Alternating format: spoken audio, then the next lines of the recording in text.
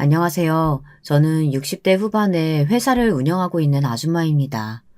저는 추위를 많이 타는 편이라 겨울 중에 겨울을 가장 안 좋아하는 편인데요.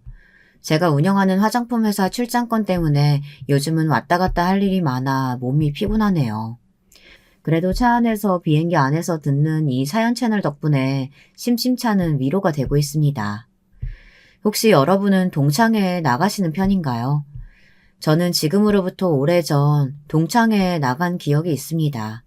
거기서 악연을 만나는 엄청난 일이 벌어졌죠. 그 덕분에 지금도 동창회 하면 그 기억이 가장 먼저 떠오르곤 합니다. 얼마 전엔 평소처럼 출장을 가며 사연을 듣다 저도 모르게 그 기억이 떠올라 한번 적어보게 되었는데요. 필력은 훌륭하지 않지만 꼭 여러분들과 공유하고 싶은 마음에 적어봅니다.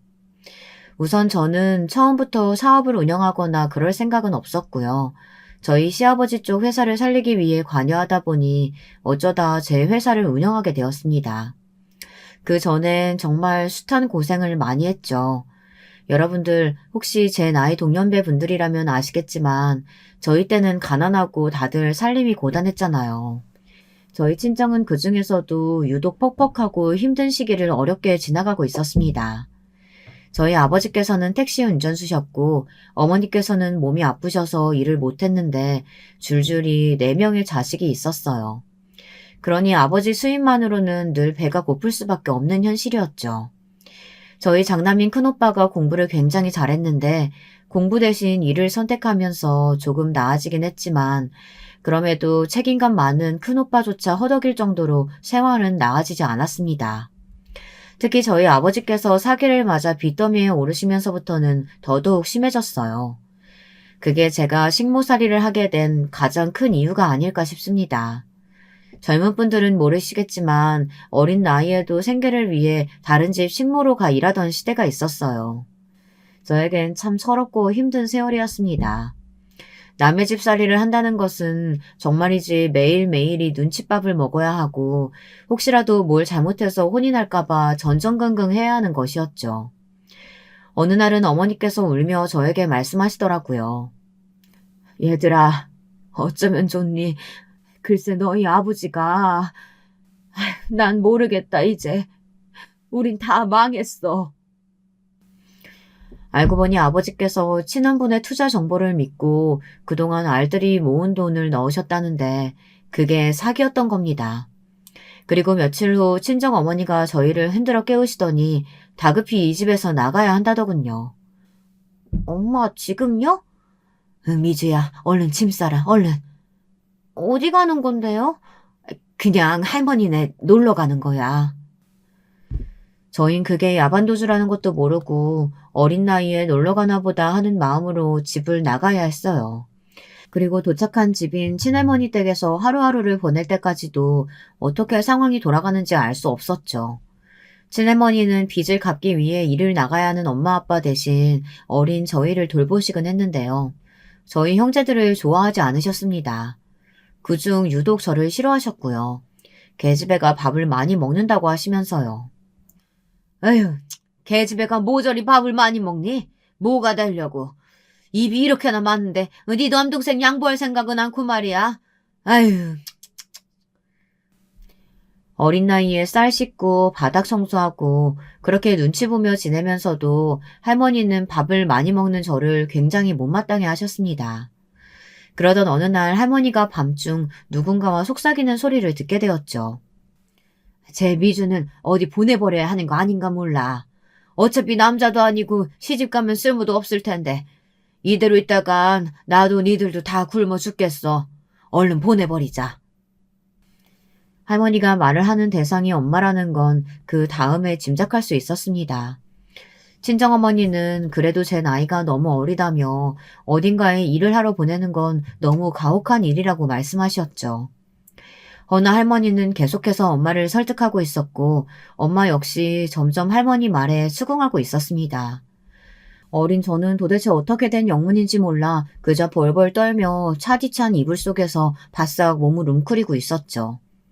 근데 그 다음 날 엄마가 저를 조용히 부르시더니 이러시더군요. 제가 너무나 듣고 싶지 않던 말이었습니다. 미주야, 너 거기 가면 배부르게 먹을 수 있어. 여기랑 다르게 따뜻하게 지낼 수도 있고. 그러니까 서울 가라, 어? 엄마, 나 가기 싫어. 식모살이 하기 싫어. 나 학교 가고 싶어. 꼭 가야 돼? 미주야, 엄마 부탁이야. 여기선 할머니도 엄마도 널 책임질 수가 없어. 저는 엄마의 다리를 붙들고 싫다고 계속해서 매달려봤지만 엄마는 결국 냉정하게 말씀하셨습니다. 제가 나가야 집이 살 수 있다면서요. 엄마의 그 말에 저는 더 뭐라 대꾸할 수가 없었습니다. 눈물이 그렁해서는 저를 어떻게든 보내시려는 엄마의 결의가 느껴졌기 때문입니다. 그렇게 전 어린 나이 서울의 어느 집으로 가게 되었고 그곳은 여관 사업을 하는 주인집이었어요.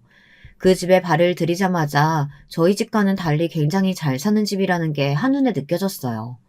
처음엔 감탄이 흘러나왔죠. 그런데 주인집 아주머니는 제가 오자마자 차가운 눈길로 할 일을 안내해 줄 뿐 말도 잘 섞으려 하지 않았습니다. 거기서부터 약간 쎄한 감이 오기 시작했습니다. 예, 너 일 잘하는 거 맞지? 나는 소개받을 때 네가 행동도 빠릿빠릿하고 일도 잘한다고 해서 돈 주고 쓰기로 한 거야. 너 여기서 먹여주고 세워준 값 톡톡히 해야 한다. 사람은 다 제 값을 해야 하는 거야. 네. 기운 없이 고개를 떨구며 알겠다고 하는 제게 주인집 아줌마는 더 차가운 눈길을 보내며 그날 할 일을 지시했습니다. 일단 네 그 꼬질한 옷 벗고 깨끗이 씻은 다음에 새 옷으로 갈아입어라. 우리 집에서 그 거지 같은 행색은 절대 허락 못하니까. 다 끝나면 저녁밥 지어야 하니까 다른 신모 언니들한테 물어보면서 돕고. 알았니? 참고로 여기는 너만한 나이 우리 딸도 함께 살고 있으니까 거슬리게 행동하면 안 된다. 네, 알겠습니다.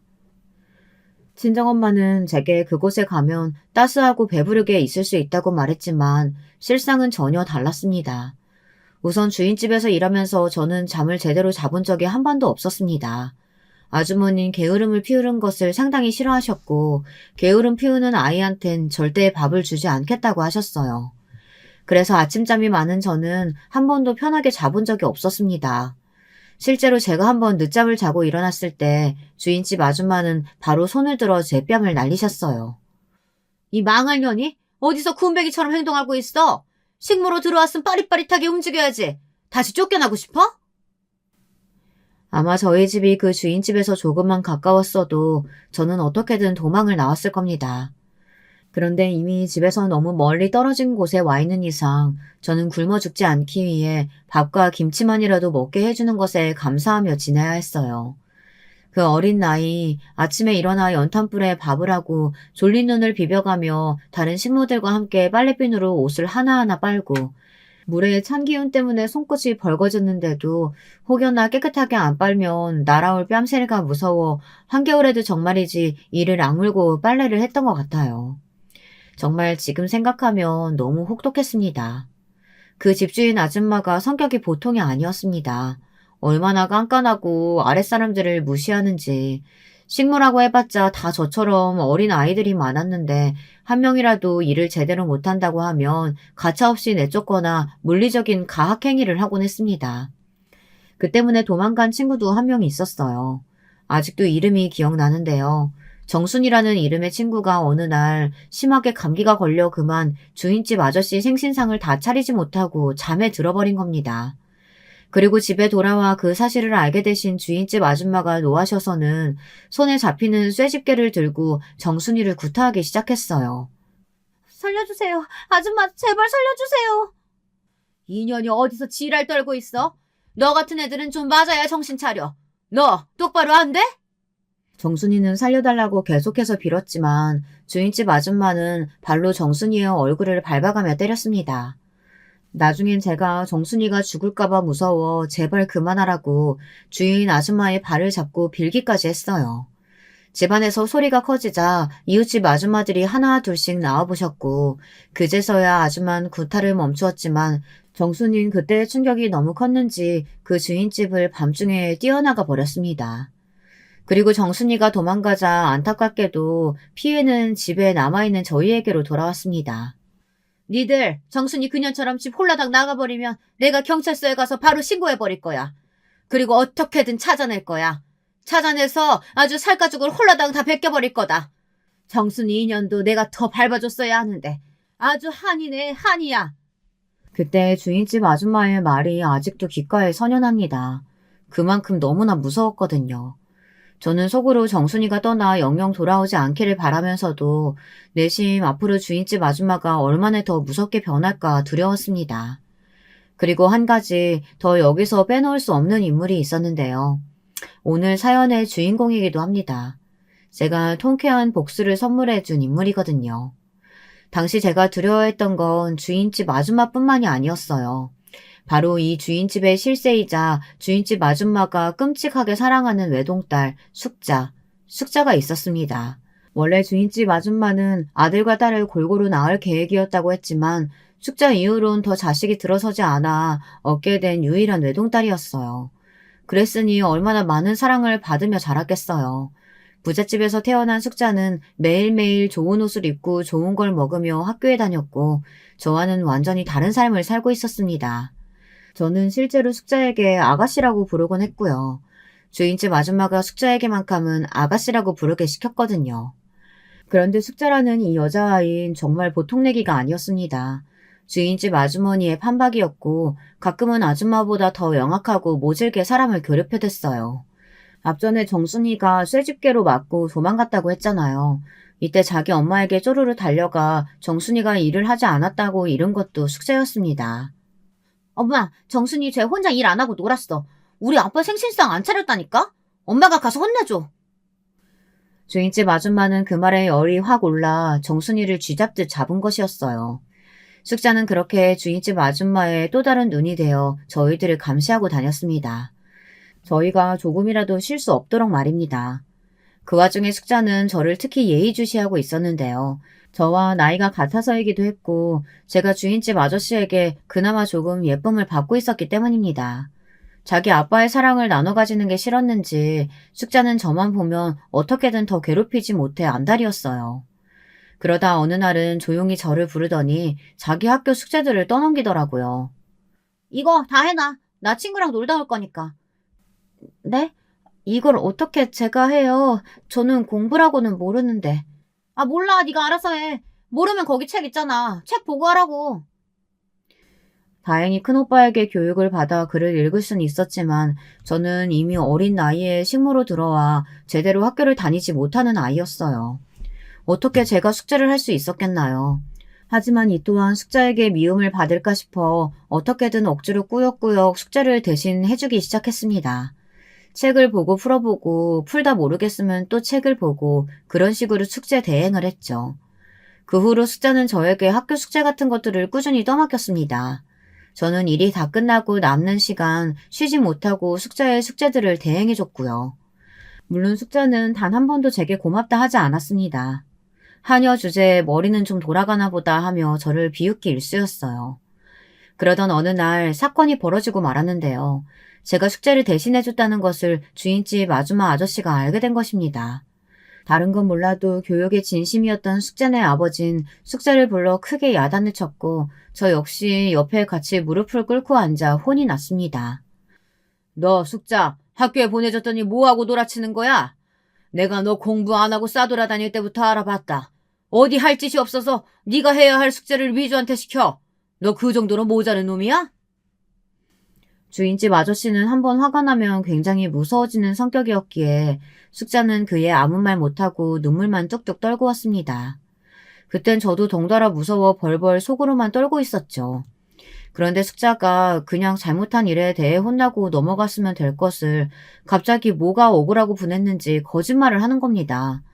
자기가 숙제를 시킨 게 아니라 제가 숙제를 해주고 싶다고 졸라서 한마디로 제가 원해서 맡긴 것이라고요. 아빠, 진짜예요. 나는 숙제 내가 하려고 했는데 미주 글쎄 얘가 괜히 자기도 공부하고 싶다면서 책을 뺏어갔다니까요. 책을 뺏어가는데 내가 어쩔 도리가 없잖아요. 아빠, 미주 얘 되게 욕심 많아요. 내가 학교 다니는 거 엄청 시샘하고 부러워했다니까요. 나는 아무 잘못도 없다고요. 뭐? 이놈의 자식이 거짓말까지 하는 거야? 그래, 오니 알았다. 미주 너가 솔직하게 말해봐라. 솔직하게 말해야 한다. 숙자의 눈치가 보이긴 했지만 저는 사실대로 말했어요. 숙자가 시켰고 그걸 거절하면 안 좋은 일을 당하게 될까봐 어쩔 수 없이 한 거라고요. 여기서 거짓말을 해봤자 상황만 더 안 좋아질 게 뻔했거든요. 역시나 주인집 아저씨는 더 화가 나셔서 얼굴색이 원연히 달라지셨고 숙자를 학교에 더 이상 보내지 않겠다는 말까지 나오셨습니다. 내가 열심히 벌어먹이고 살면 뭐하냐. 계집애가 공부도 안 하고 매일같이 놀러다니기 바쁜데. 됐다. 너 같은 애한텐 돈 들여 학교 보내줄 필요 없어. 숙자는 그 말에 엉엉 울며 잘못했다고 빌었지만 아저씨는 결정을 물을 기미가 안 보이셨습니다. 주인집 아주머니와 숙자가 함께 며칠을 싹싹 빌어 다시 학교에 가게 됐지만요. 그런데 문제는 여기서부터였습니다. 숙자가 저를 어떤 밀고자로 생각한 건지 그 후로부턴 저만 보면 살기 어린 눈빛으로 가만두지 않겠다는 말을 하더군요. 한여 주제에 내 똥이나 치워도 모자르냐니. 감히 네가 그딴 말해서 날 곤란하게 해? 너 때문에 아빠한테 뺨까지 맞았잖아. 아니야, 숙자야. 난 정말 말한 적 없어. 네 숙제 대신해주고 있는 거 아무한테도 말 안 했어. 그럼 어떻게 아빠가 알게 됐는데? 다 네가 한 짓이잖아. 나도 몰라. 그건 아무튼 난 아니야. 정말이야. 숙자는 끝끝내 제 말을 믿지 않았고 그 후로부턴 모든 일에 회방을 놓기 시작했어요. 제가 빨래를 하고 있으면 일부러 깨끗해진 빨래를 흙탕물에 집어던져 버린다든가 저녁상을 차리고 있으면 그 뒤에 가서 다 차려진 음식에 침을 뱉는다던가 이런 식으로 말입니다. 그리고 제가 자고 있는 와중 일부러 제 귀에 이상한 벌레를 집어넣어 비명을 지르게 하기도 했어요. 정말 악질 같은 행동들이었습니다. 그리고 더 나쁜 건 주인집 아줌마는 숙자의 짓이라는 걸 알면서도 번번이 제 뺨을 때렸습니다.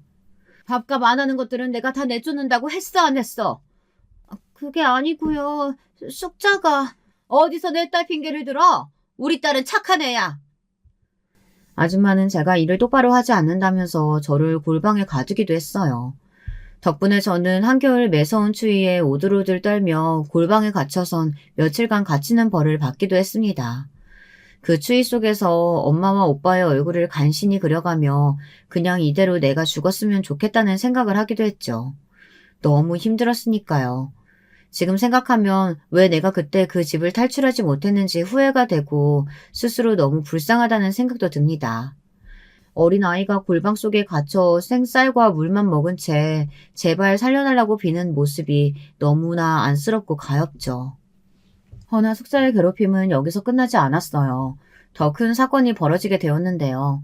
때는 숙자가 고등학교에 진학했을 때입니다. 이때 저는 아주 기적 같은 제안을 받게 되었는데요. 다른 누구보다 따스하게 저희들을 대해주셨던 주인집 아저씨가 저를 학교에 보내주시겠다고 한 거예요. 주인집 아저씨는 간간히 저를 지켜보고 계셨는데 아무래도 제 머리가 비상하고 영특한 것 같다며 공부만 한다면 잘 살 수 있을 것 같다고 하시더라고요.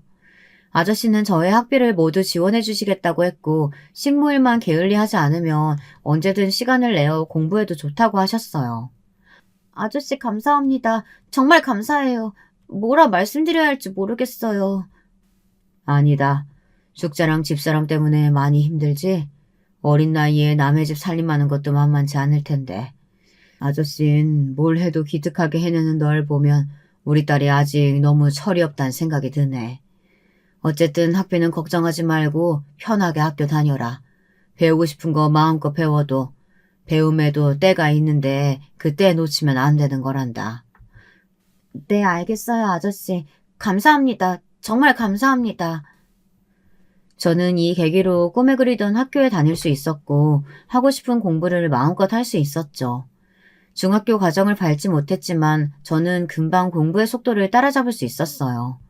아저씨 말대로 제가 정말 공부머리가 있었던 것인지 배운 건 까먹지 않고 바로바로 암기할 수 있더라고요. 어느새 제 석차는 놀랍게도 상위권으로 가게 되었고 이에 학교 선생님들 모두 대단하다며 저를 눈여겨보시게 되었습니다. 저 또한 놀랐어요. 제가 이런 성과를 낼 수 있는 사람인지 처음 알았으니까요. 밥 짓고 빨래하는 거 말고는 그 어떤 것도 해낼 수 없는 사람이라고 저 스스로도 그렇게 생각했는데 시험을 거듭하면 할수록 점차 바뀌는 석차 숫자에 모두가 놀랐습니다. 주인집 아줌마는 역시나 질투를 하셨고 왜 저를 굳이 학교에 보내냐며 주인집 아저씨를 타박하셨죠. 자기 딸 숙자가 저에 비해 한창 뒤떨어져 있으니 불안했나 봅니다. 공부 잘한다는 선생까지 데려와 별수를 다 써보는 것 같았지만 저는 계속해서 상승세였고 이 상승세를 꺾을 수 있는 건 아무도 없었어요. 내가 널 학교에 보내길 잘한 것 같구나. 장하다 미주야. 그리고 이를 진심으로 축하해주는 건 주인집 아저씨뿐이었습니다. 저는 아저씨의 은혜에 보답하기 위해서라도 더 열심히 해야 한다고 생각했습니다. 혹여라도 제가 꽤 괜찮은 사람이 된다면 학비를 꼭 갚아드리고 싶었거든요. 대학은 설사 가지 못하더라도 무언가 제게 다른 길이 있을 수도 있다는 생각을 아마 전 그때 처음 해보았던 것 같습니다. 그래, 미주야. 네가 원한다면 뭐든 할 수 있어. 사람이 머리만 똑똑하면 개천에서 용이 나는 법이거든. 너도 그 용이 될 수 있다. 나도 우리 집이 너무 가난해서 내가 어떻게든 아등바등 집안 살리려고 발버둥치다 여기까지 온 거야. 너라고 안 될 게 있겠니? 네, 아저씨. 저 정말 열심히 할게요. 그의 아저씨는 제 꿈을 응원해 주셨고 아줌마 몰래 혹여나 대학에 가고 싶거든 자신이 학비를 주겠다는 말까지 하셨습니다.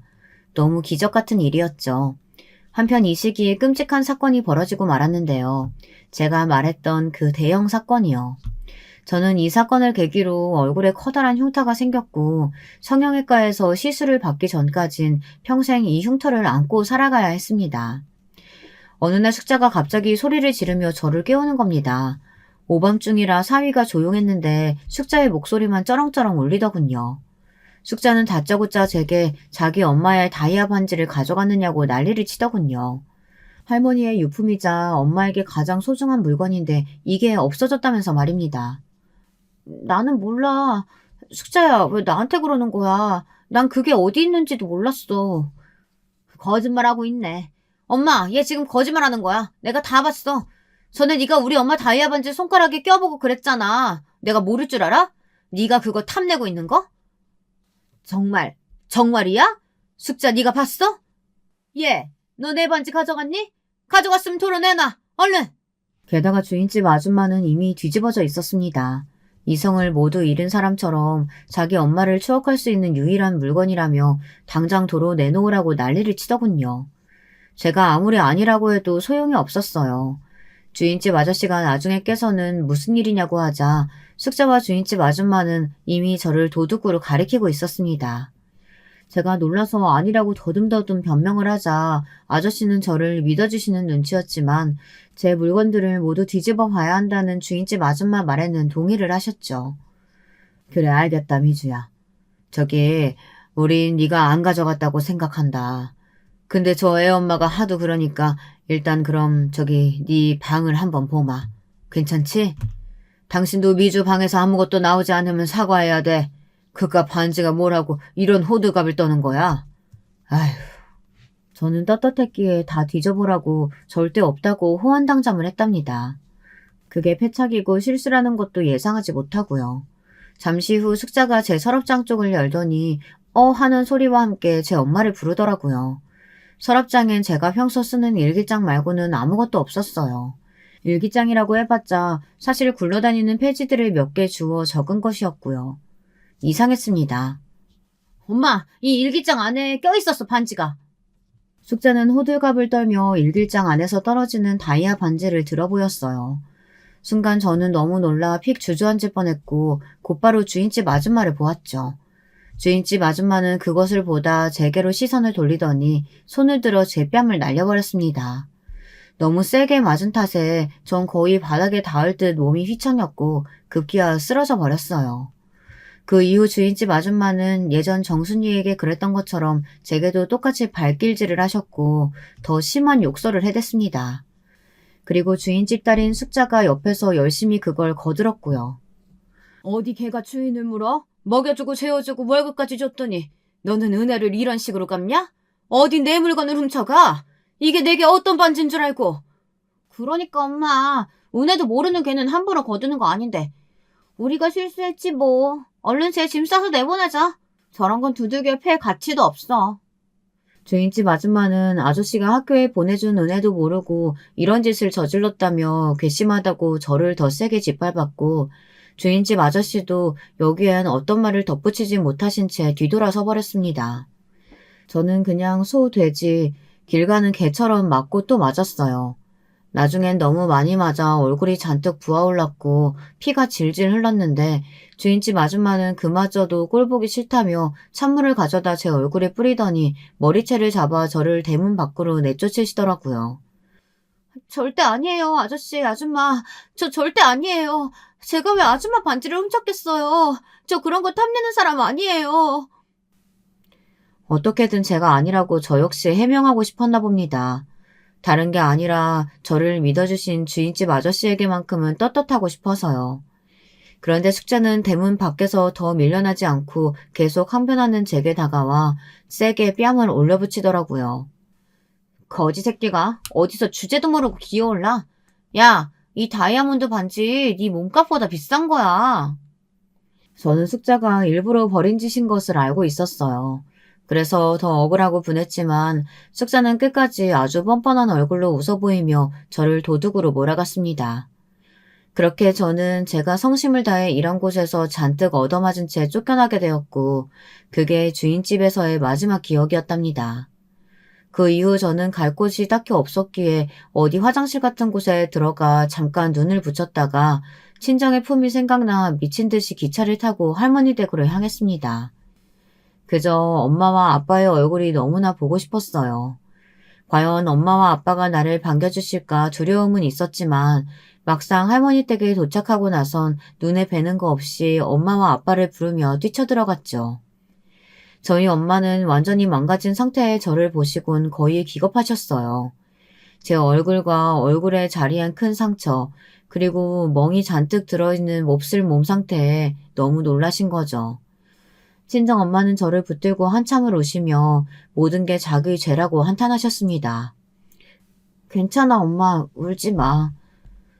미안하다, 우리 딸. 엄마가 너무 미안해. 친정엄마와 아버지 모두 저에게 죄스러워하셨습니다. 하지만 다행히 할머니 댁에 살면서 소름 끼치는 주인집의 기억도 조금씩 떠나보내게 될 수 있었어요. 그럼에도 저는 한 가지 가슴속에 이루지 못한 꿈 내지 열망이 있었는데요. 그건 바로 학업에 대한 열망이었습니다. 고등학교는 비록 다 마치지 못했지만 공부를 잘했던 가닥이 있었기에 저는 엄마에게 검정고시를 보고 대학에 가고 싶다고 했고 대학 학비는 제가 벌어 다니겠다고 말했답니다. 그래, 우리 딸이 하고 싶다는데 엄마가 허락 못 해줄 거 있니? 엄마도 열심히 일해서 우리 딸 학비 못 해줄게. 너무 감사하게도 친정엄마는 제가 식모살이하며 얻은 얼굴의 상처가 가슴이 아팠는지 공장에 들어가 일을 하셔서라도 학비를 도와주시겠다고 했어요. 그리고 그때 하늘에서 가여운 절 조금 도운 것인지 할머니가 돌아가시면서 제게 시골 땅을 남겨주셨기에 그 땅을 팔아 대학 학비를 보탤 수 있었습니다. 그렇게 저는 두 번째 인생을 살게 되었습니다. 저는 대학에 들어간 직후를 제 두 번째 인생이라고 이야기하고 다니는데요. 왜냐하면 대학에 들어가서 남편도 만났고 이후엔 결혼도 했기 때문이랍니다. 남편은 저와는 달리 부유한 집에서 태어나 여유롭게 공부한 사람이었는데요. 비록 저와 살아온 환경은 달랐지만 공유하는 가치관이나 성격은 잘 맞았어요. 제 얼굴의 흉터도 신경 쓰지 않았습니다. 그래서 대학 내내 만남을 가져오다 결혼을 하게 되었죠. 걱정했지만 시부모님도 무난하신 성격이었고 저희 친정이 못 사는 걸 아시면서도 저를 맏며느리로 반겨주셨습니다. 남편은 참고로 동생 둘을 둔 장남이었는데요. 도련님들이 아직 다들 어려 저와 남편이 도련님 용돈도 주고 어느 정도 보살펴주며 함께 지내게 되었어요. 시댁에 합가해 지내는 삶이라 하면 불편하기도 하고 시부모님 모시느라 조금 힘들기도 하지만 그럼에도 불구하고 저는 워낙에 힘든 생활을 했었기에 그저 가정이 주는 따스함과 그 든든한 울타리가 참으로 좋았던 것 같습니다. 집에서 아기 키우고 도련님들 챙겨드리고 나중에 시부모님 조금 아프셨을 땐 보살펴드리는 것도 그리 아주 힘들지만은 않았어요. 제가 해야 할 일이라고 생각했고 시부모님도 남편도 모두 저에게 고마워했기에 버틸 수 있었습니다. 그러다 시아버지가 운영하시는 회사에 약간 문제가 생기면서 시댁의 가세가 급격히 기울었는데요. 이 역시 저희 친정 아빠가 겪은 상황과 크게 다르지 않아 더 마음이 아팠습니다. 시아버지는 당시 화장품 관련 사업을 하고 계셨는데 친한 지인분에게 사기를 맞아 상당수의 돈을 잃으신 상태였어요. 말씀을 들어보니 고향에서 동고동락한 중마고우라고 하더라고요. 시아버지도 배신감에 정신이 말이 아니었고 그 여파 때문인지 기억력도 전과 같지 않게 오락가락 하시더라고요. 그런 모습을 지켜보고 있자니 저는 이 가정의 한가운데에서 내가 이제부터 무엇을 해야 할지 어딜 보아야 할지 고민되고 걱정도 되었습니다. 그러다 시아버지가 완전히 병원으로 알아눕게 되시면서 갑자기 어머님이 저를 시댁으로 부르시더군요. 그때 어머님이 하신 말씀은 당시로선 상당히 충격적이었습니다. 애기야, 네 아버님이 하던 사업 말이다. 네가 물려받는 게 어떻겠니? 네? 아니 남편도 아니고 제가요? 그래. 내 아들 내가 키워 잘 알지만 저놈은 사업할 배짱은 없는 녀석이야. 사업 머리도 그렇고. 왜 옛말에 사업할 사람은 따로 있다고 하지 않니? 나는 그게 왜인지 너 같구나. 네가 옛날부터 네 시아버지한테 이것저것 사업적으로 조언해줬던 것들이 다 좋은 방향으로 먹히지 않았니? 이는 이제 일어날 기미가 보이지 않으니 나도 선택을 해야 돼. 나는 네가 우리 집 가업을 이끌어줬으면 좋겠다. 하지만 어머님, 저는 집에서 살림만 했던 여자고 제가 아버님께 드렸던 조언은 정말 작은 것들이라 가업을 이어간다는 게 조금 부담스러워요. 차라리 도련님이 하시면 몰라도요. 아이고, 네 도련님이나 네 남편이나 다 똑같아. 내 배에서 나온 놈들인데 내가 모를까. 그러지 말고 네 감을 믿고 한번 해보는 게 어떻겠어? 거기에 시어머니는 시아버지께서도 후계자로 저를 점 찍어놓고 계셨다고 덧붙이셨습니다. 저는 얼떨떨했죠. 아무리 그래도 제가 갑자기 사업이라니 뛰어든다 해도 잘 해낼지 미지수였어요. 한 번도 해본 적이 없었으니까요. 그래서 일단 남편한테 일을 털어놓고 상의를 해보았는데요. 기분 나빠할 줄 알았던 남편은 의외의 반응을 보였습니다. 엄마가 그런 말씀을 하셨어? 그래, 나도 아버지가 당신을 점 찍어두고 있는 줄 알았어. 내심 속으로는 알고 있었는데 당신 부담스러워할까봐 말은 안 했지. 그래, 나는 찬성이야. 당신이 한다면 잘할 수 있을 거라고 생각해. 나도 열심히 옆에서 서포트 해줄게. 한번 해보자. 남편까지 찬성을 하고 도련님들도 적극적으로 제가 이끌어가야 한다고 하니 그야말로 얼떨떨했지만 이상하게 든든한 느낌도 들고 이렇게 나를 믿어주는데 한번 해볼까 하는 생각도 들었습니다. 저 혼자 하는 거면 당연히 두렵고 무섭겠지만 뒤에서 남편과 도련님들이 열심히 도와준다고 하니 해볼 만하다는 생각이 들었어요. 그래서 일단 아버님의 사업을 제가 물려받기로 하고 몇 년간 사업을 되살리기 위해 열심히 했습니다. 먼저 아버님의 오랜 지인분들을 제가 직접 찾아가 무릎을 꿇고 도움을 요청드렸어요. 무례한 부탁일 수 있지만 저희가 정말 어려워서 이렇게 신뢰를 무릅쓰고 찾아왔어요. 저희 아버님이 아프시면서 며느리인 제가 가업을 이어받게 되었어요. 여기 있는 분들 모두 아버님과 절친한 분들이라고 들었습니다. 제발 이번 한 번만 도와주신다면 이 은혜 잊지 않고 꼭 보답하겠습니다. 아버님이 워낙에 인품이 훌륭하셨던 분이고 지인분들이 힘들 때 선뜻 도움을 먼저 주셨던 분이라 다행히 그분들이 적극적으로 나서주신 덕에 사업은 조금씩 빛을 보이기 시작했어요.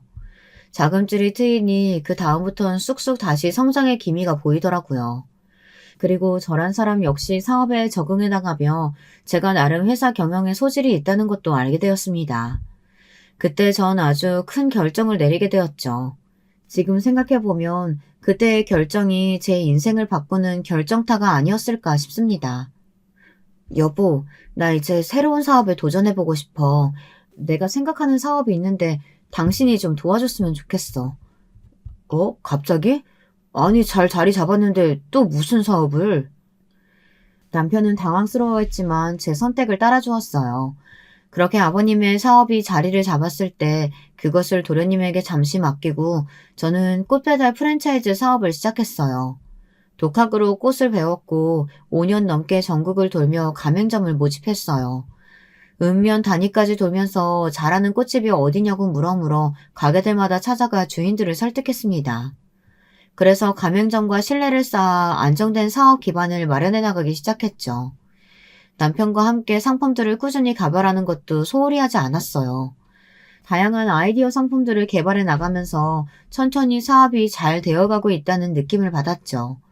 그리고 드디어 사업이 어느 정도 정점을 찍었을 때 마음 깊은 곳에서부터 벅참이 차올랐습니다.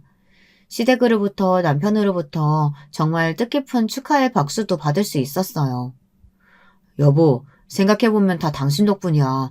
당신이 애써준 덕분에 우리 어머니도 내 동생들도 모두 편하게 살 수 있었어.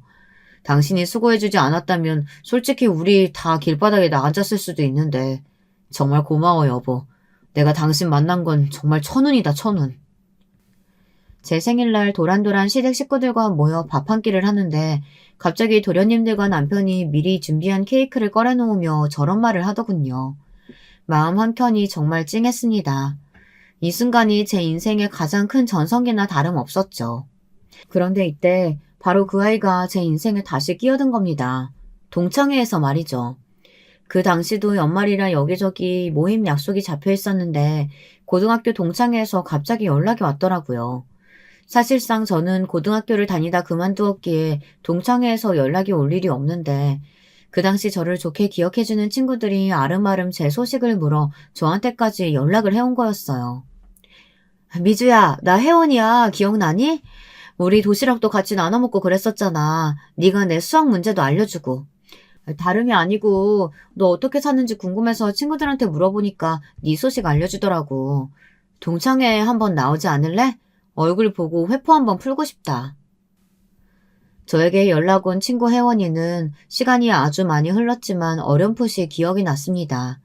코가 둥글둥글하고 눈이 작은 친구였어요.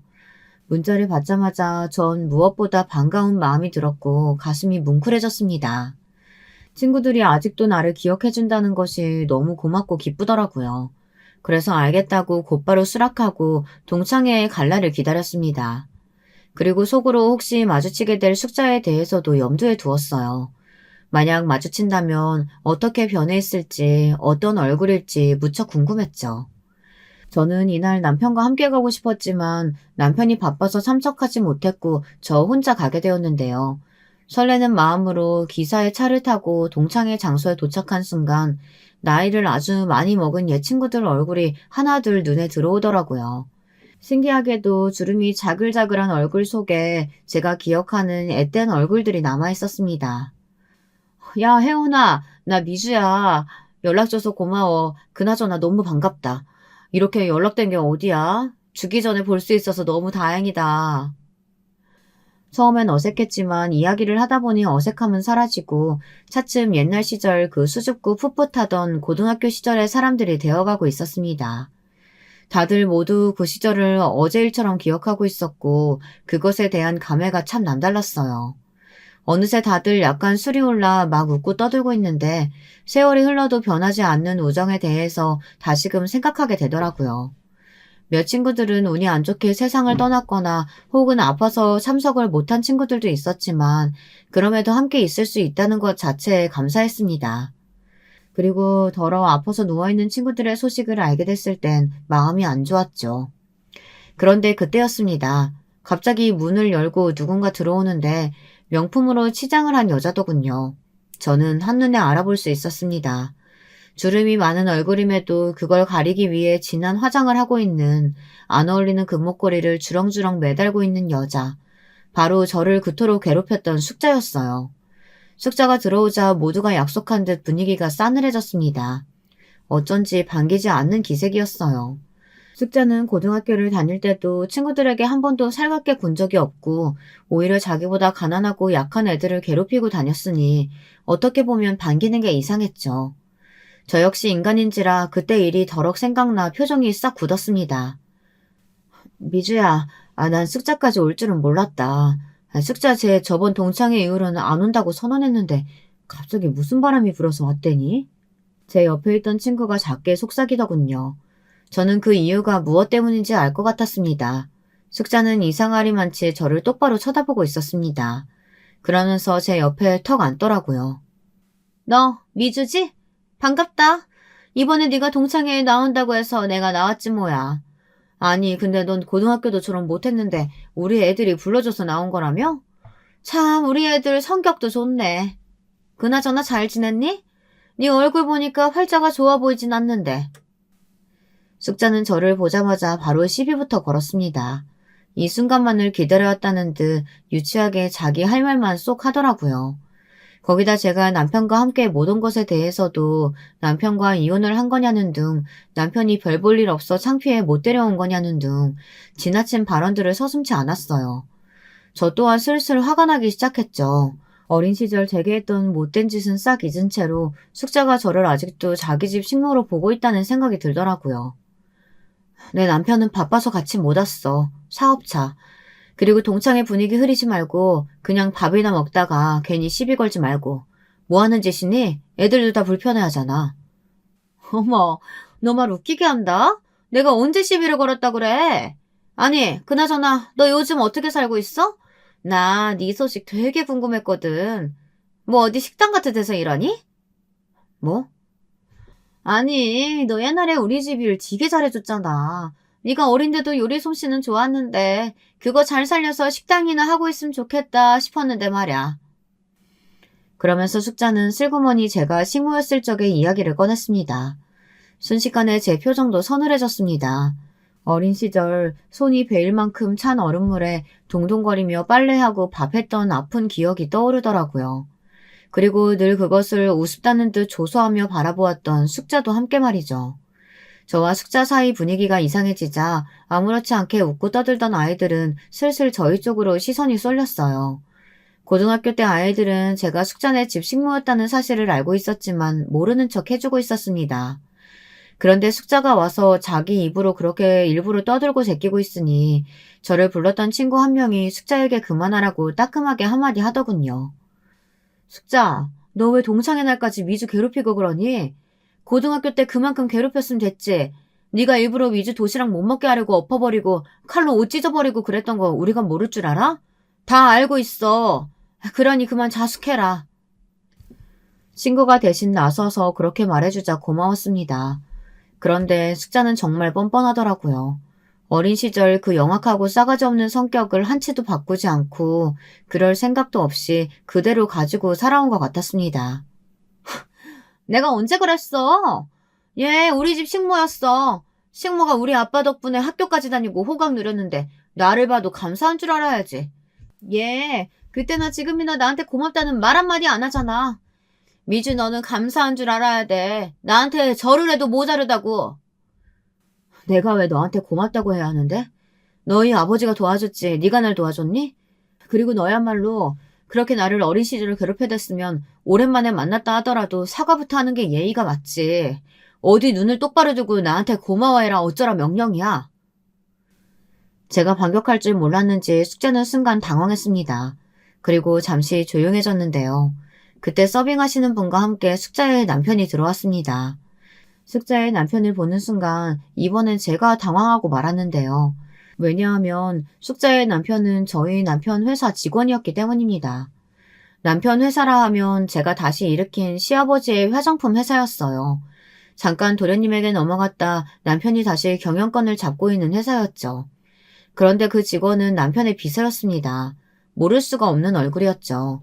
숙자의 남편도 곧바로 제 얼굴을 알아보고 화들짝 놀란 기색이었지만 제가 아무 말 하고 있지 않자 일단 눈치껏 인사를 하곤 앉더라고요. 여기서 굳이 숙자의 남편을 남편 회사 직원이라고 소개하고 싶진 않았습니다. 그렇게 한다면 순자를 톡톡히 망신 줄 수 있겠지만 똑같이 저급하게 굴고 싶지 않더라고요. 다만 이미 숙자 때문에 기분이 한 차례 망친 마당에 더 앉아있고 싶지 않아 가려고 했습니다. 친구들도 받겠다 숙자로 인해 아픈 기억을 들쑤시고 싶지 않았어요. 그런데 그때였습니다. 어머 얘들아 내 다이아 반지가 없어졌어. 어머 어떡해. 그거 우리 남편이 결혼기념일에 사준 건데 어떡하면 좋아. 마치 데자뷰 같았습니다. 숙자는 계속해서 자기 가방을 뒤지더니 아무래도 안 되겠다며 화장실까지 다녀오고 식당 직원에게 찾아주지 않으면 식당을 뒤집어 엎겠다는 말도 안 되는 엄포까지 놓았습니다. 진상짓을 하는 건 그때나 지금이나 똑같았죠. 더 상황에 끼고 싶지 않았던 저는 친구들에게 그만 인사를 구하고 자리를 떠나려고 했어요. 그런데 숙자가 갑자기 아주 어이없는 이유로 저를 붙잡더군요. 야, 이미주, 너 가방 쏟아봐. 뭐라고? 네 가방 말이야. 너 아까부터 자꾸 가방에 손이 가 있던데 거기 뭐 있는지 내가 좀 봐야겠어. 아, 뭐해? 얼른 가방 부어 테이블에. 안 부으면 나 네가 가져갔다고 생각하고 지금 바로 경찰서에 전화할 거야. 내가 경찰 쪽에 인맥이 얼마나 많은지 알아? 이번에도 숙자는 저를 도둑으로 몰려고 하고 있었습니다. 정말이지 그때의 기억이 샘솟으며 주먹이 부들부들 떨리더군요. 내 가방에 없으면 어떡할 건데? 너 내 가방에 없으면 어떡하려고 내 가방을 지금 검사하겠다고 하는 건데? 야, 심증이 있으니까 뒤져보자고 하는 거지. 내가 괜히 이러니? 너 아까부터 계속 내 명품 가방이며 옷이며 힐끗힐끗 봤잖아. 내가 모를 줄 알아? 역시 거지근성은 어디 안 가는 것 봐. 됐고, 얼른 가방 부어. 그 다이아 반지 찾아야 되겠으니까. 그때 순간 어린 시절 눈물나게 숙자 엄마에게 매타작을 당했던 기억이 떠오르며 저도 모르게 손이 올라갔습니다. 그런데 일이 일어난 거죠. 숙자 남편이 저보다 더 발빠르게 움직여 숙자의 뺨을 내리친 겁니다. 순식간에 일어난 일에 동창의 친구들 포함해 모두가 놀라 눈을 껌뻑었습니다. 사모님 죄송합니다. 저희 와이프가 너무 실례를 하고 말았네요. 정말 죄송합니다. 당신 얼른 사과드리지 못해? 여기 우리 회사 회장님 사모님이야. 뭐? 누가 회장이라고? 얘 우리 집 식모 미주 남편이? 이때서야 저는 숙자를 제대로 참교육시켜줘야겠다는 생각이 들었습니다. 아직도 숙자는 저를 자기 집 식모로 깔보고 있었고 지금껏 그 긴 세월이 지나면서도 반성이라고는 단 한 번도 하지 않았으니까요. 그래, 내가 사모님이네. 네 남편 회사 회장의 사모라고. 정신 차려. 나 너한테 도둑으로 누명 씌워 나 내쫓았을 때 너 때문에 네 엄마 때문에 나는 얼굴에 큰 흉터를 입었어. 사람들 수군거림 속에서 몇십 년을 살았다고. 제발 인간이라면 반성이라는 걸 좀 해라. 그러고 살면 너무 부끄럽지 않니? 저는 그 정도 말만 남겨둔 채 기사의 차를 타고 이동했습니다. 그 뒤 숙자의 남편은 숙자를 끌고 와 죄송하다며 한 번 더 용서해달라는 말을 한참 하더군요. 저희 남편은 숙자의 남편이 비서로서 오랜 시간 함께한 만큼 설마 제 얼굴을 그리 만들었을 사람이 이토록 가까이 있을 거라곤 상상도 못했다며 놀라워했습니다. 너무 기막힌 인연이네. 하지만 선처는 해주고 싶지가 않아. 당신이 원하면 난 비서고 뭐고 자르고 싶어. 그럴 필요 없어. 그 사람이 죄를 저지른 건 아니니까. 죗값을 치를 사람은 따로 있지. 저는 숙자에게 통쾌한 한 방을 날렸다고 생각했기에 넘어갔습니다. 숙자도 이미 계급이 어떻게 바뀌었는진 여실히 알았으니 그걸로 덮고 가기로 했어요. 때론 저에게 상처를 준 사람을 인생에서 떠나보내는 것이 진정으로 용기 있는 일이라는 생각이 들어서 말입니다. 여기까지가 제 이야기입니다. 오래전 기억이지만 꺼내봤습니다. 쓰다 보니 정말 다사다난한 인생이었던 것 같네요. 여러분들 모두 감기 조심하시고 연말 잘 보내세요. 여러분, 두 번째 사연 시작하기 전에 좋아요와 구독 꼭 눌러주실 거죠? 그럼 두 번째 사연 바로 시작합니다. 전 요즘 들어 그렇게 시원하고 살맛이 날 수가 없어요. 이렇게 된 건 최근이고 이런 시점으로 오기까지는 아주 많은 일들이 있었답니다. 살다 보니 이제 지인들한테 결혼에 대해 그냥 무조건 해보라는 말은 이제 할 수가 없을 것 같아요. 저희 남편을 비롯해서 우리 시부와 시모 같은 케이스들을 보면 말이에요. 할 말이 아주 많지만 일단 한번 정리해보는 마음으로 처음으로 거슬러 올라가 볼게요. 저와 남편은 연애 결혼을 했는데 2년 정도 만났어요. 얼마 나이 차이도 많지 않았지만 그래도 장남인 이 사람은 꽤 오빠 대접을 받고 싶어 했어요. 저도 그에 맞춰서 잘해주었고 이 무렵 돼야 양가에서도 반응이 나쁘지 않았기 때문에 결혼까지도 무사히 흘러가게 되었답니다. 그런데 한 가지 문제는 시댁은 잘 살지도 못 살지도 않는 형편이었거든요. 큰아들이 장가 간다고 평소 갖고 계시던 작은 빌라를 주셨는데 20평대라서 그리 조건이 좋은 것은 아니었어요. 그런데 그걸로 엄청 생색내시더라고요. 특히 아버님이 말이에요. 우리 준영이한테 시집 오려면 이것저것 준비는 잘했어야지. 그냥 몸만 딸랑 오는 게 어디 있냐? 네 집에서는 여기 와보고 놀라워하지도 않아? 어? 사돈한테 넙죽 엎드려서 고맙다고, 날 자식 걷어줘서 이런 데 살게 해줘서 고맙다고, 왜 그런 인사도 없어? 이런 말을 정말 낯 한 번 바꾸지 않고 쉽게 하시는 분이에요. 아니, 왜 우리 엄마 아빠가 그런 허름한 빌라에 와서는 주변을 쓱 둘러보고 감탄한 다음 시부모님한테 고맙다고 인사를 해야 되는 거예요? 아버님이야 우리 본가에 와볼 일이 없었겠지만 아빠는 60대가 넘어서도 제2의 직업을 갖고 열심히 일하시고 나름 재테크도 잘하신 편이에요. 저도 당시 몇 억 안 되는 집이랑 결혼하면서 제 돈 1억 갖고 왔다고요. 엄청 기우는 결혼도 아닌데 저렇게 말씀을 하시더군요. 처음엔 저도 아버님이랑 나쁘게 지내고 싶진 않아서 참았어요. 그냥 다녀가시기만 하고 저희들끼리 잘 살라고만 하셨어요. 다른 말씀은 안 하시던데요? 근데 묘하게 제 말투가 기분이 나쁘셨나 봐요. 이 순간에는 별말 안 하고 그냥 계시길래 그런가 보다 했거든요. 나중에 집에 와서 저희 남편한테 전화해서는 막 소리를 지르시는 거예요. 이때부터 본격적인 시댁 갑질이 시작된 거예요. 야, 준영아, 걔는 말투가 왜 그러냐? 입도 삐뚤어져가지고 얼굴도 못났으면 말이라도 이쁘게 해야지. 기집애가 어디서 말을 그렇게 못돼 처먹게 하는 거냐고. 어른이 이렇다면 이런 줄 알지. 거기서 꼬박꼬박 받아치는 거 봐라. 아주 지집에서 오냐오냐 하고 키웠나 봐. 저딴 기집애들은 자라면서 등짝 깨나 맞아가며 키워야 버릇이 제대로 들지. 너 제대로 손봐라. 알았어? 와, 살다 살다 이런 모욕적인 소리는 진짜 처음 들어봤어요. 학교 다닐 때 흔히 보던 독사같이 생긴 대머리 학생 주임이 고대로 시간이 지나 자기 며느리를 보면 저런 식으로 말하는 걸까요? 너무 상스러운 데다가 도대체 화날 포인트가 어디 있는지도 모르겠는 말들만 늘어놓으시는 거예요. 그런데 우리 아버님은 그뿐이 아니에요. 은근히 자기 집에서도 저 못지않게 저런 잣대를 겨누고 괴롭히는 사람이 있었으니 바로 둘째 아들인 우리 도련님이었어요.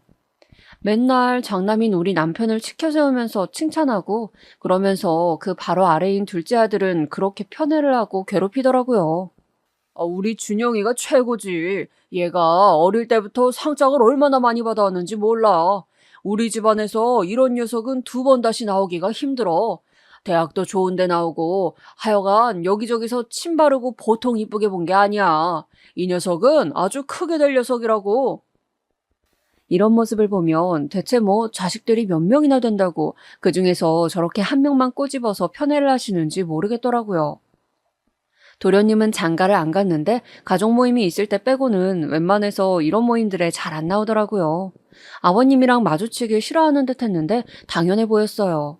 저도 남편에게 비슷한 질문을 했었고요. 솔직히 나 같아도 가족들 모이는 자리는 오기 싫을 것 같아. 아버님 진짜 너무 대놓고 비교하시는 거 아니야? 당신이 큰아들이고 이쁘긴 하겠지만 그렇다고 둘째 아들은 남의 집 자식도 아니고 이게 뭐야. 전에는 보는 내가 다 무안하고 민망하더라니까. 이 부분은 남편도 약간은 불편했던 모양인데 아니나 다를까 형제간에도 사이가 안 좋더라고요.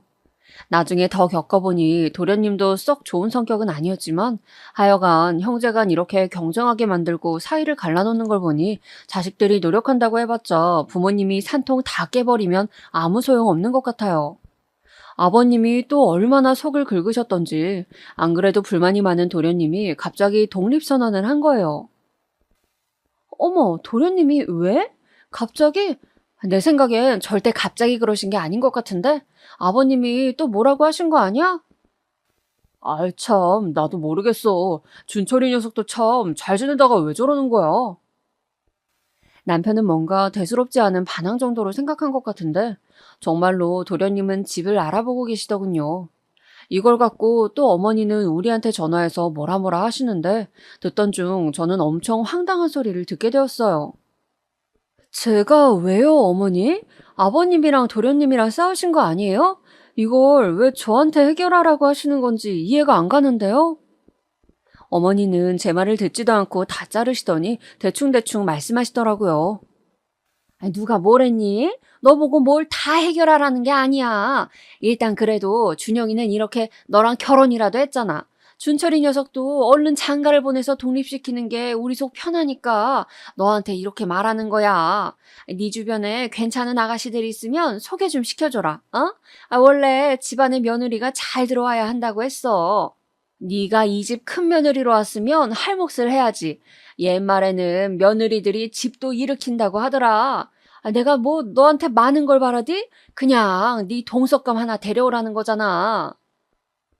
들으면 들을수록 코웃음만 나는데 일단은 참았어요. 진짜 가만히 있었더니 사람을 무슨 가만히로 보는 것도 아니고 이게 대체 뭐 하는 거래요? 왜 적당히를 모르시는지 답답하더군요. 일단 전 모른 척했지만 진짜 하루가 멀다 하고 자꾸 전화해서 우는 소리를 하시는 거예요. 아직도 네 동석감 안 알아봤어? 준철이가 하루가 멀다 하고 짜증만 내고 우리 전화는 받지도 않는다. 네가 좀 달래봐라, 어? 이쯤 되니까 저도 좀 화가 나더라고요. 어머니, 이걸 왜 제가 중재해야 하는 건지 모르겠어요. 제가 소개를 안 시켜드려서 도련님이 집을 나가신 건가요? 그렇다 치면 도련님도 너무 이상한 거잖아요. 왜 이게 제 책임이 된 거예요, 어머니? 어머니는 제가 뭐라고 따지건 말건 안중에도 없으시고 무조건 자기 얘기를 해야 되는 분이셨어요. 지금 그런 거 가타부타 따질 때야? 네 아버님도 지금 준철이랑 싸우고 아주 시름시름 앓고 있어. 우리한테 방법은 너밖에 없는데 그럼 어쩌냐? 가족끼리 그런 것도 못 해줘? 얼씨구, 가족이라면서 이렇게 매일매일 아침마다 전화해서 사람을 닥달하고 괴롭혀도 되는 건가요? 듣다 듣다 너무 어이가 없었지만 일단은 좀 참아보기로 했어요. 당시 저도 임신 준비하느라 예민했었고 더 이상 고민거리를 늘리고 싶진 않았거든요. 그런데 솔직히 저도 우리 시댁 답이 안 나오는데 여기 둘째 며느리 자리를 누구한테 주겠어요? 아무리 머리를 굴려봐도 생각나는 사람이 없더라고요. 결국 저한테 넘어온 공을 남편에게 넘기기로 했답니다. 당신이 좀 알아봐. 회사에 여직원이나 누구 없어? 내 주변 애들은 지금 다 만나는 애가 있거나 연애할 생각이 없대. 맨날 어머니 저렇게 전화 걸어오시는데 내가 진짜 너무 스트레스야. 왜 당신은 안 알아봐? 당신은 형이잖아. 누가 봐도 틀림없는 말을 했는데 제 말투가 마음에 안 든다며 남편은 이상한 데에서 짜증을 내는 거예요.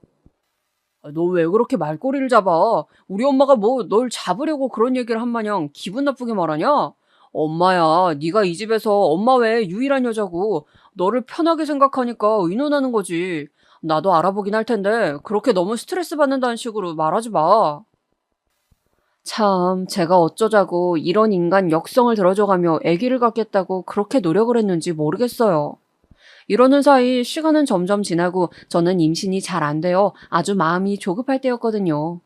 우리 쪽에서 임신도 도련님을 위한 참한 색식감도 소식이 없으니 어머님이랑 아버님은 아주 속이 타들어가다 못해 뒤집어지실 지경이었나 봐요. 이윽고는 아버님이 저한테 전화를 하셨는데 이때 너무 기분이 나빠서 그런지 홧김에 남편을 찔러다가 결국 소개팅을 주선했답니다. 저도 참 미련한 게 그때 아버님이랑 정면으로 싸웠어야 했는데 왜 역성을 들어드렸을까요?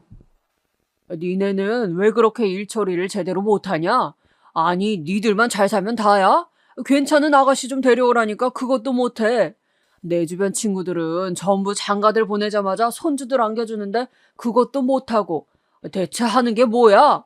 준영이야 문제가 하나도 없지. 하여간 씨가 들어올 자리가 좋아야 되는데 애초에 자리를 잘못 깔았어. 진짜 어이없는 게 어떻게 이런 말을 하나도 거르지 않고 며느리한테 그냥 그대로 다 던져버리시는 걸까요? 그러면서 역시나 그 변함없는 레파토리가 또 등장하게 된 거예요. 애초에 그게 불만이었다고 말을 하시던가 계속 돌려가면서 저를 괴롭히시더군요. 우리 준영이 덕에 저런 집 얻어서 사는 줄도 모르고 돈 무서운 줄도 모르고 고마운 것도 모르는 너 같은 애는 진짜 혼 좀 나봐야 돼. 며느리 잘 얻어서 얼마든지 잘 살 수 있었는데 너 하나 때문에 지금 줄이 줄줄이 막혀가지고 네 시동생 장가 못 가. 우리 준영이도 자식 못 얻어. 이게 뭐냐? 니네 애미 애비는 그래놓고도 잠이 온다냐? 하다 이렇게 얘기가 진행되니까 좀 참기 힘들더군요. 이때 저도 그냥 아버님이랑 정면으로 들이받아서 싸워야 했는데 제 몸이 많이 안 좋을 때였어요. 충격은 충격대로 받고 딱히 아버님과 싸울 에너지도 없었거든요. 이때 저는 이 통화 내역이 그대로 녹음된 것을 남편에게 들려줘 버렸어요. 제 핸드폰은 자동 녹음되는 거라 딱히 제가 의도하지 않아도 이렇게 되거든요. 이날은 하도 화가 나서 퇴근한 남편한테 들려주었더니 자기도 좀 멋쩍은지 저랑 눈을 못 마주치더군요. 전 딱 잘라 말했어요. 다 필요 없고 당신이 해결해. 누굴 데려오던 제발 그 지겨운 도련님 소개팅인지 뭔지 당신이 다 알아서 하라고. 세상 천지에 동서자리를 스스로 알아서 준비해오는 며느리가 어딨냐? 있으면 당신이 알아보고 그 자리도 새로 얻던지 해. 저도 많이 예민한 터였고 남편도 이때 부글부글 끓는 듯한 표정이었지만 참더라고요. 100번 양보해서 솔직히 이게 다 누구 잘못이에요? 남편이랑 엮였다가 줄줄이 얻어 걸리게 된 건데 모든 책임은 남편이 져야 하는 건 맞잖아요. 그렇게 해서 남편네 회사에서 두루두루 알아본 다음 그제서야 아가씨를 하나 알아와가지고 겨우 소개팅을 주선시키게 되었어요. 이걸 갖고도 처음에 말이 많았던 게 저는 처음에 아버님, 어머님이랑 도련님 간에 얘기가 다 된 줄 알았거든요. 그런데 그런 것도 아니고 그냥 막연하게 얘기가 나온 거예요. 도련님은 진즉 독립해서 자기 삶 잘 살고 있는데 장가 얘기가 부모님으로부터 나왔다고 하니까 저한테 막 성질을 내시는 거예요. 형수님, 누가 그런 거 해달라고 했나요? 참 할 일 없고 한가하신가 봐요. 그냥 형이랑 형수님 두 분만 잘 살면 되지. 왜 저까지 끌어당기십니까? 됐고, 저는 필요 없으니 물으시던지 하세요. 이것도 형인 남편이 말을 하면 될 것을 남편은 형제간에 멋쩍다면서 절 시킨 것이었거든요. 그랬는데 반응이 이 모양으로 나오니까 화가 치밀었어요. 도련님, 저도 그러고 싶지 않았거든요. 그럼 도련님이 직접 부모님께 전화하셔서 이런 거 안 한다고 하세요. 저는 또 얘기가 된 줄 알았어요. 하도 소개시켜주라고 해서. 어렵게 소개팅 자리 만든 거라고요. 싫으면 하지 마시고 대신 부모님께는 직접 본인이 얘기하세요. 그러자 도련님은 씩씩거리더니 전화를 끊어버렸고 이렇게 해서 저는 일단락이 된 줄 알았어요. 그런데 세상에 저희 집을 쾅쾅 두드리는 소리가 나는 거예요. 발로 차는 듯한 느낌의 소리가 나서 얼른 나가보았더니 그 자리엔 다름 아닌 아버님이 서 계시더군요. 너 바보야? 엥? 너 바보냐고? 이러면서 저한테 막 화를 내시는데 이유인즉슨 도련님이 아버님을 찾아가서 아주 한바탕을 했나 봐요. 일하시다가 갑자기 둘째 아들한테 날벼락 같은 소리를 듣고 나선 그 화풀이를 또 저한테 하시더군요. 그러면서 상황이 얼마나 웃기게 흘러갔냐면 평소에 아버님한테 쌓인 게 많았던 도련님은 이런 흐름이 정말 못 견디게 싫었나 봐요. 아주 거세게 대드셨나 보더군요. 이거 봐라 이거. 준철이 그 녀석이 밀어가지고 내가 넘어졌어. 다 너 때문이야. 일 처리를 그따위로 하냐? 누가 애 장가를 보내랬지 부모 자식 간에 싸움을 붙여. 하여간 멍청한 게 기어들어와가지고는. 진짜 저는 누가 저한테 설명 좀 해줬으면 좋겠어요. 이게 왜 제 탓이고 제가 멍청하다는 소리를 들어야 하는지 말이에요. 둘이서 자전거 가게 앞에서 소리소리 지르고 화를 냈고 화를 못 이긴 아버님이 도련님에게 책자인지 전단지인지를 집어던지셨나 봐요. 어린 자식 때리던 버릇을 아들이 30 중반이 넘었는데도 그대로 하려고 드니 이제 아들인 도련님도 열이 받아서 힘으로 그걸 막았나 봐요. 그러다가 아버님은 전혀 예상을 못하고 있었기에 뒤로 벌러덩 넘어갔고 따지고 보면 일방적으로 때리려 든 건 아버님이지 도련님은 아니거든요. 그걸 갖다가 아버님은 절 보고 부모 자식 간에 몸싸움을 붙인 못된 인간이라며 멍청이니 뭐니 막말을 하시더군요. 그나마 다행인 건 중간쯤 우리 집에 엄마가 오셨다는 거예요. 엄마는 건물 밖에서부터 나는 시끄러운 소리를 듣고 설마 하며 올라왔는데 그게 딸네 집이었던 거예요. 미주야, 왜 이래? 어머, 사돈어른. 이게 무슨 일인지? 저희 애가 뭐 언짢을 일이라도 한 게 있나요? 엄마는 조심스럽게 그러면서도 꽤 화가 난 얼굴로 아버님을 바라봤어요.